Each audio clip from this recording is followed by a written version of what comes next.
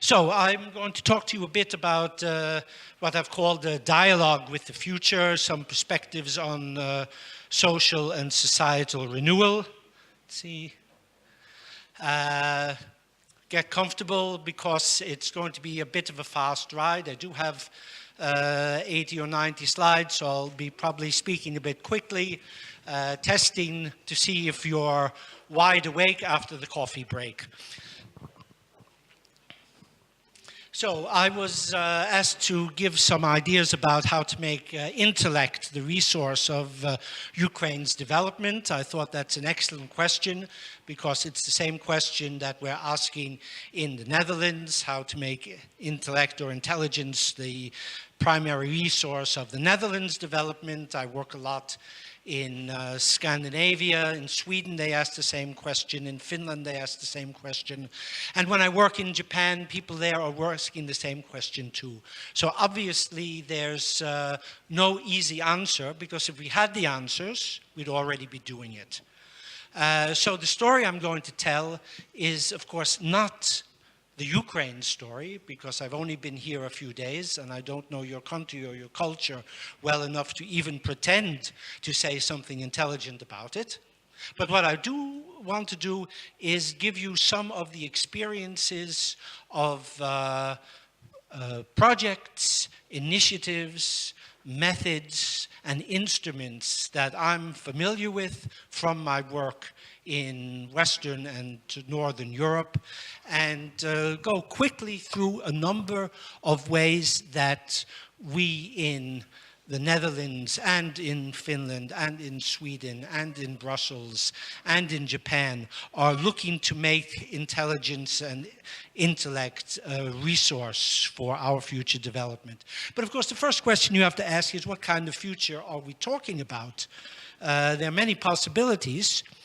And there's a lot of talk about there being a knowledge society or a learning society or an innovation society. And I'm not going to read all these things on the slide, but these are some of the characteristics that we've discovered in the last 10 or 15 years when attempting to create so-called knowledge societies and learning societies. Lots of things go wrong. There are lots of obstacles. Human nature is working against us. The institutions we've created and adapted, many of them from the 19th century, some of them even older, are very outdated, and the way we organize our work makes it very difficult to try to achieve this kind of future. But you can look at it even in a gloomier way. You might ask yourselves, is the system itself actually broken? Because if you look at it with that type of lens, you might see that there are structural disconnects between haves and have-nots, between a financial economy and a real economy, between technology and the real needs of people, between a gross national product and a gross domestic product, and actual well-being. A lot of talk in the last years about gross national happiness, but is technology actually making us happy? A lot of things seem to be structurally going wrong, and the question is always, if something is broken, and it's so broken that you can look back and see it hasn't been working for a while, do you actually want to fix it? One option. Do you want to try to create something better? Another option. Or do you watch carefully to see what is emerging and go with things that are emerging? Well, I don't want to be completely negative. There are some things that we've learned we can do. So there's a lot of talk about societal renewal, social renewal, and it all comes down to people. People are the source of ideas, they're the source of innovations, and you always have to take people with you on your journey. So I'm just going to talk briefly in the next couple of moments about a few aspects of things we are trying out and things which seem to be working in other parts of Europe. We're going to talk about intellectual capital of nations, about closing the innovation divide, shared context for innovation, future centers, societal innovation camps, the value of a good conversation, engaging citizens in your work, and especially asking questions. So, talking about intellectual capital, this is one of the classic illustrations back from the 90s when these ideas were first being developed. You can see that the assets are on the bottom there in the past, but the real value of intellectual capital is what it means in the future, and it does need air. A number of countries pioneered national intellectual capital reports. This is one of the very first ones, and it was describing and measuring the intellectual capital of Sweden in the early 2000s. And after that, Israel made national intellectual capital reports. There was a very interesting intellectual capital report made in Poland, 2008. Germany finished one 2 years ago, and a number of countries are going in this direction. Is that something for the Ukraine? Some of the pioneers in thinking about intellectual capital have recently revised their thinking and have published a very interesting series of books, and they are available to buy or to download for free online. And they talk about intellectual capital of nations and comparing different kinds of nations, and you can see here there's a comparison also of some of the BRIC countries. They have gathered data from 48 countries across the last 17 years and looked at that through 48 indicators, and they're able to make maps of intangible assets based on 5 categories of human capital, market capital, process capital, renewal capital, financial capital. That's all technical, and maybe you know about it yourselves or you can read about it. But the point I wanted to make is, in this way of looking at national capital, you can map not only where a country is now, but where it was 17 years ago, and where it was 10 years ago, and 5 years ago. So you see not only a current position, but you see a movement, and you see a trend. And you can compare it with other countries that are interesting benchmarks for you. And this makes this a very valuable way of looking at the world. Since I said I'll talk about societal renewal, let me at least tell you what they mean when they're talking about renewal capital. Simply put, it's how well a country or an organization or a city can utilize its human, structural, and relational capital in order to foster continuous learning, innovation and development, and maintain its competitiveness no matter how fast and how strangely the world changes.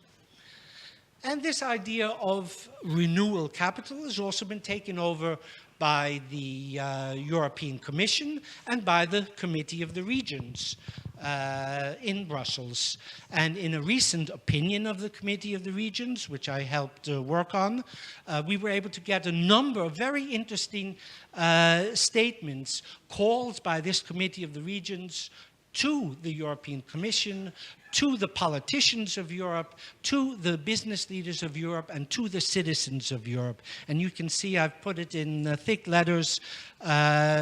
Boosting renewal capital is something they think is critical. And creativity and innovation and the confidence to innovate and reform are keys. And they also talk about the need for innovation, co-creation, working together, in communities, across borders, creating innovation gardens, challenge platforms, and various other hotspots in which you can focus your innovative potential, your intelligence, and work in different ways so that it can be made to work for the good of all. Europe has been talking and acting on a number of ways in the last years. They're talking about the need for pioneering innovation regions, and by these they don't necessarily mean the highly developed regions in the west and the north of Europe, but also in Central Europe and also in Southern Europe and also in Eastern Europe. And there's a need for ideas about entrepreneurial discovery, bottom-up citizen engagement, a science society dialogue, so scientists know what the real problems of society are, and people who are doing projects in society can find out that the answers to some of their problems have already been researched and are ready to be used.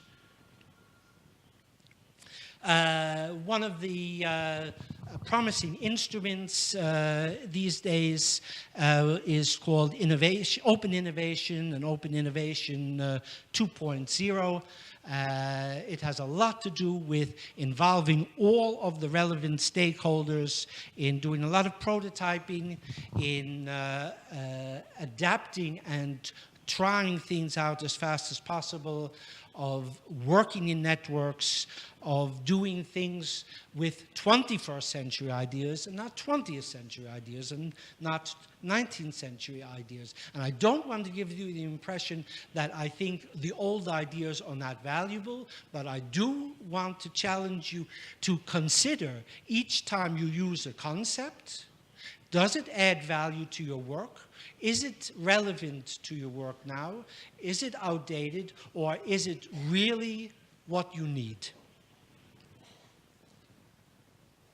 And of course, there is an open innovation strategy and policy group in Brussels. They produce lots of interesting publications. All of them are available for free downloads. They involve experts from all over the world to write about new and emerging ideas. Well, at the moment, Europe is also looking for a new capital of innovation, which is a competition which any city can apply for, and whether you apply and become a capital of innovation or not, simply the effort of trying to focus intelligence and energy on thinking about what that means is often worth as much or more as actually being awarded that. And of course, people all over the world are still looking for the next Silicon Valley, the idea of the magic hub, which will change everything in industry and the economy, and there's lots of work being done on that. So if in the Ukraine that's something that also appeals to you, that's another way to try to organize energy. There'll never be another Silicon Valley, but there may very well be other very interesting types of innovation hubs and hotspots. Well, obviously we've got technology everywhere. And as the story goes, well, it's going to improve our lives. It's going to make everything wonderful. Technology will save us. Well, maybe. But technology can also disrupt our lives. And before the summer, the McKinsey Global Institute published a very long and extensive study about technologies with the potential to disrupt our lives by the year 2025. And this is also available on the internet. But if you read it, you'll see that they do remain, at least for my taste, too much on the surface. So if you here in the Ukraine are looking about how to create a society where intelligence is a resource for development, you might think of looking at some of these technologies or some other technologies which will certainly impact your country, and really looking at what the possible consequences of mass usage are. What are the implications of it? Where may it be going? Where may it be going not only in 2025, but even next year, because a lot of these are already on the streets and becoming affordable. Well, a lot of technology, but thankfully there are also still people who like to work with paper and pencil, people who like to sit and think together, and fortunately there are also kind of low-tech, high-touch spaces, empty of content, full of expectation, ready to be filled. And that brings me to one of the main things I'd like to deal with you today, and that is shared context for innovation, innovation enabling workspaces. They come in many forms. The form I want to talk most about are called future centers. Doesn't come from an English-speaking environment, actually comes from Sweden, but they chose an English word. And these are highly participative, brain-friendly working and thinking environments. They're really people-centered workspaces. And there is technology which is supporting it, but they are essentially where people can work together and learn lessons from where they came from in the past, where they are now, and try to discover from that what the different possible futures are, visit the futures, come back with what they've learned and apply it in the present. And they fulfill in organizations many different functions. They help create innovation, future orientation, new knowledge, but especially how to use knowledge, because they are essentially also prototyping spaces. They're not spaces just for talking or thinking, but they're also spaces for doing. They bring people together, and they bring people and ideas together. And they're places where the results of these type of creative sessions can be further anchored in society. And they come in all shapes and forms. I've got some examples here from the LEF Future Center working at the Netherlands Department of Public Works and Water Management. The word LEF, by the way, is a Dutch word for courage. And when the Director General gave the go-ahead to build the center, he said, courage is what my organization needs in the 21st century.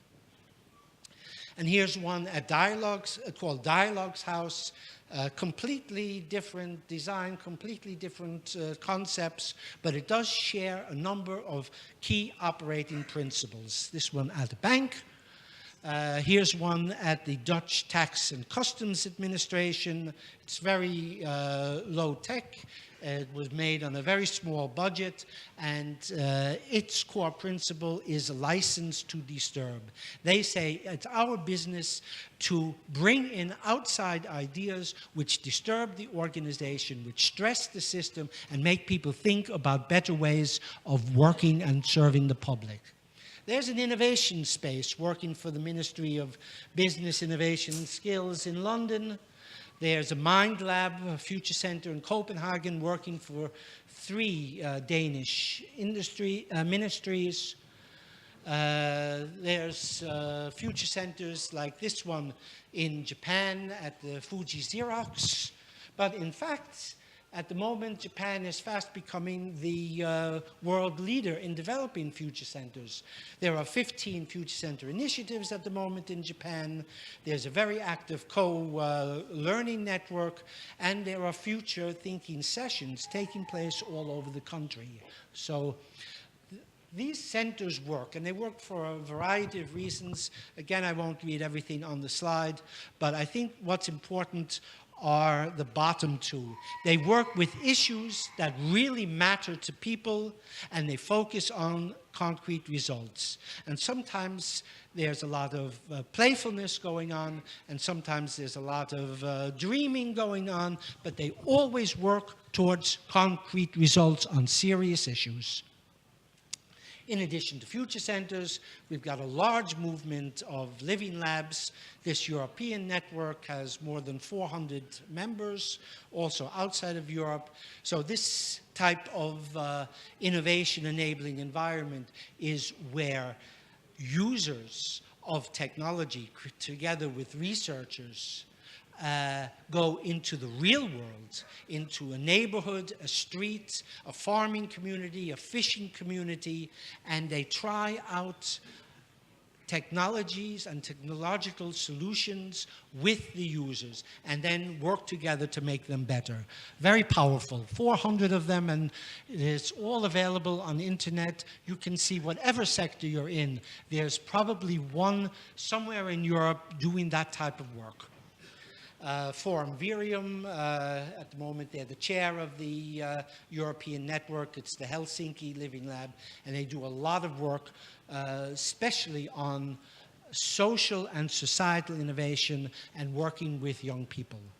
And Aalto University in Finland has a hybrid form, a kind of future center living lab, with a design factory, a startup sauna, and an urban mill. Places where students can come and try out their new ideas. Places where startup businesses can come and work together with students and researchers. And places where the community, that's the urban mill, can come together with their issues. And of course, you also have third spaces, what are also often called co-working centers. There are a number of them in the Netherlands. They're spreading all over the world. Probably you have them here in Kiev as well, where people can just come, book a seat, usually for free, and have not only the facilities of the center, but online knowledge of who else is there for the expected or the unexpected encounters.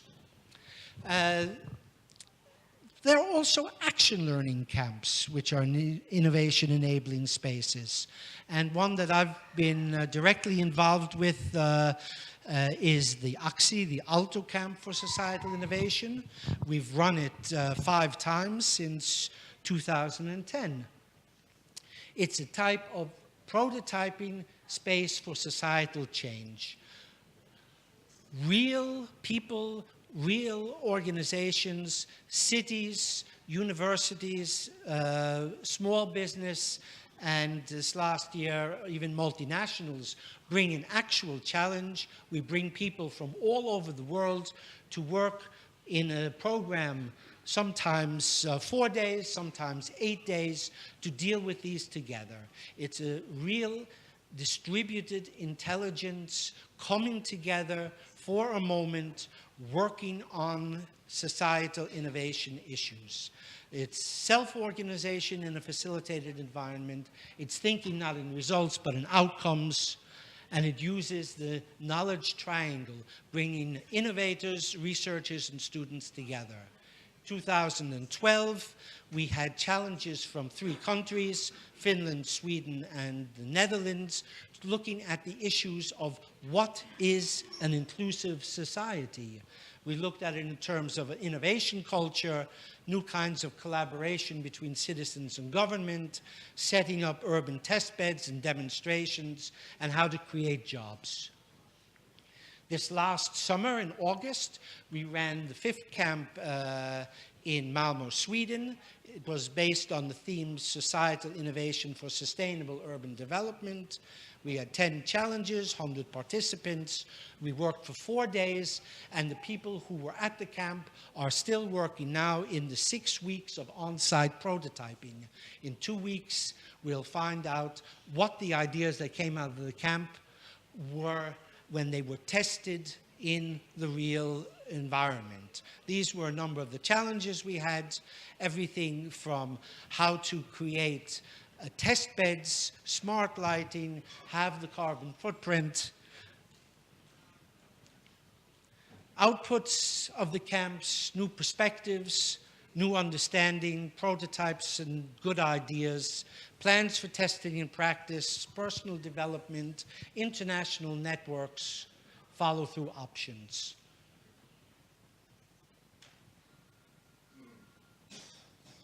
a manifesto by one of the groups.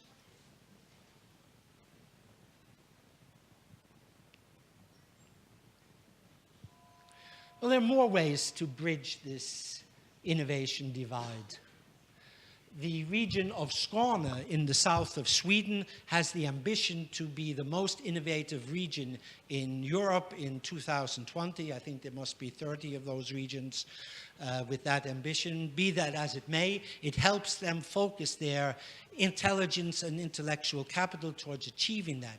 But they've also discovered the importance of having focused, free conversations, not looking at 2020, but 2050, going beyond what all the plans and prototypes are about, and using gentle provocations, bringing together senior politicians and captains of industry, students, young entrepreneurs, people from outside the region and outside of Sweden. For 24 hours, lots of insights emerge.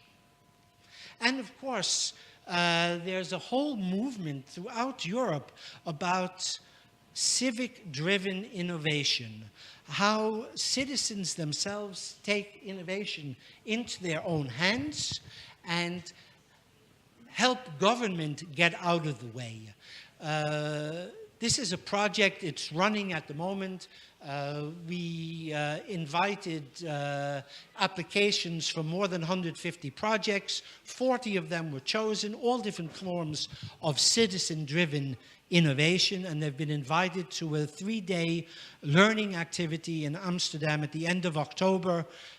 Those 40 projects will not make presentations as I am now, but they will tell stories to each other about what they've learned, what they've achieved, what didn't go right, and find people who have the answers to the questions that they've been struggling with.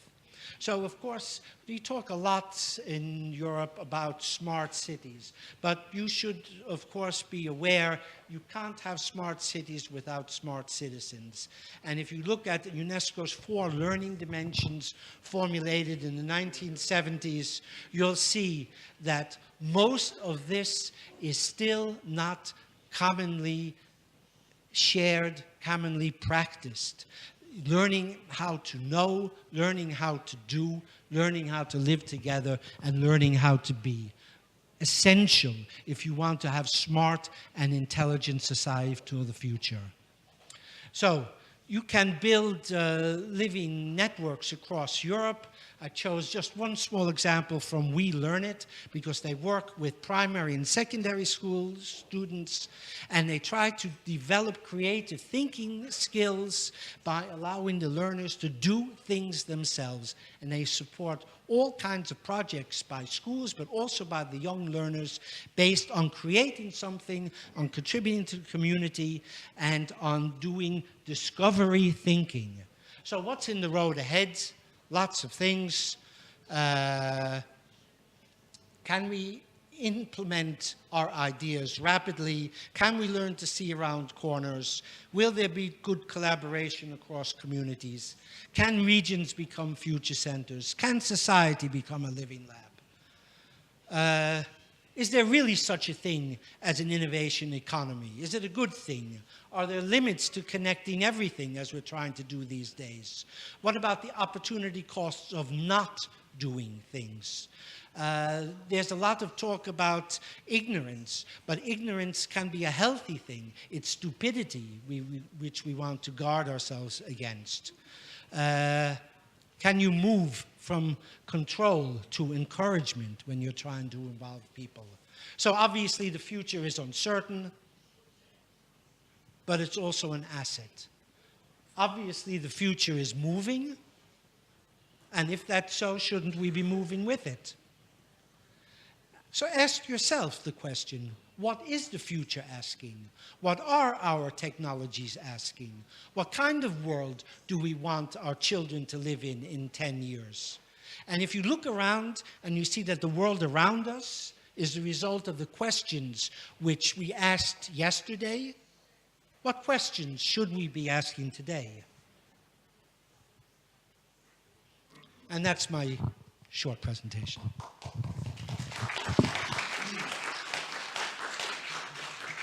Спасибо. Это было очень точно по назначению, очень интересно. И я себе позволю задать первый вопрос вам.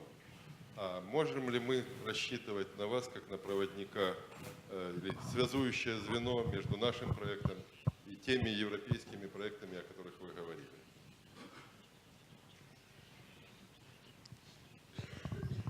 Yes, that's why I'm here. I'm certainly hoping to do this. Спасибо, мы будем на это рассчитывать.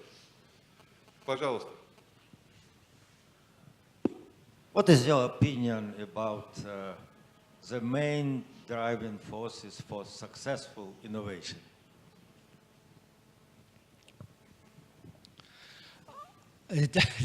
That's a question I could talk about for a long time, but if you want a short answer, I think it's people following their own passion and working together to do the things that they think are important, that there may be many obstacles in society.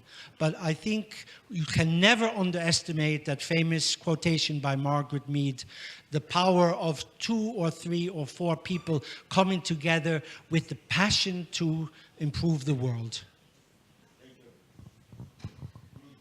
Спасибо. Еще вопросы?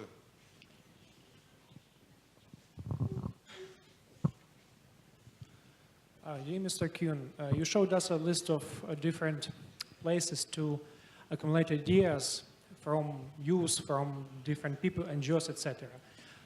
Could you please mention some examples of implementation of such innovations in your country? Of the results? Yes. Okay. For example, at the Dialogues House Future Center, which is at a bank, they've created a center for brilliant failures. In the Netherlands, it's very unacceptable to fail. In America, you may know if you fail once or twice, people think that's very good. You've learned a lot, and maybe the next time you'll do better. In the Netherlands, and I think in a number of countries in Europe, failure is the kiss of death. And through this Institute for Brilliant Failures, they've changed the policy of the bank. They've changed the mentality of thousands of people in the Netherlands, getting them much more to accept and be able to refinance people who have failed in one thing. They say the only failure is if you don't learn from what's happened. I can give many other examples, but I don't know if there's time for it. But please see me during the next break. Спасибо. Есть вопрос?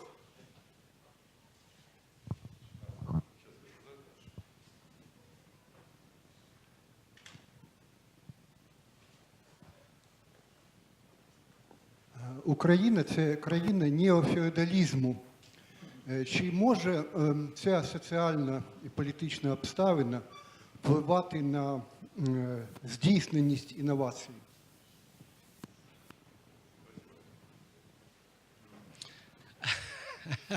Yeah, of course, but the question is if it's a crisis or an opportunity. Sometimes 1 + 1 is 2. This is the situation in Western Europe. This is complacency. Companies and people fall asleep. Sometimes 1 + 1 only equals 1. This is the law of diminishing returns. Sometimes 1 + 1 equals 0. They call that the dialectics of progress. So where is the Ukrainian society if it's able to leap over and then create completely new institutions? Then it might be in the situation that 1 + 1 is 11. The institutions in Western Europe are outdated and are not functioning. So perhaps you also have an institution which is outdated and not functioning. Situation is maybe different or maybe not so different. Спасибо.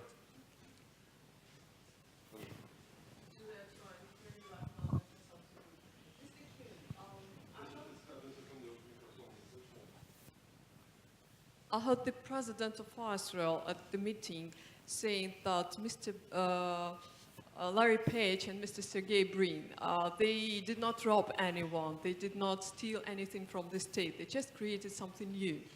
And in this respect, I would like to ask your vision about innovation, about lifelong learning, and about success and freedom. Big question. There are different types of innovation, of course, as you all know. And I talked a little today about disruptive innovation, but I think lots of innovation can also be continuous improvement. And I've always found in my work that to take innovation out of the atmosphere of something elite, which only specialists can do, you should bring it down to the level that everyone at any level in society can understand that if they create a change and that change leads to an improvement, that's valuable too. So I certainly believe in the whole range from disruptive innovations to continuous improvement of all kinds of work and social processes. Lifelong learning, I suppose I could talk for hours about that. I'll just say that the name of my organization is Educore. Education is the core value of society. You did ask a third thing, but...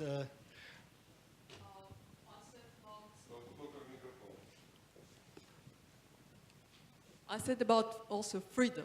Freedom.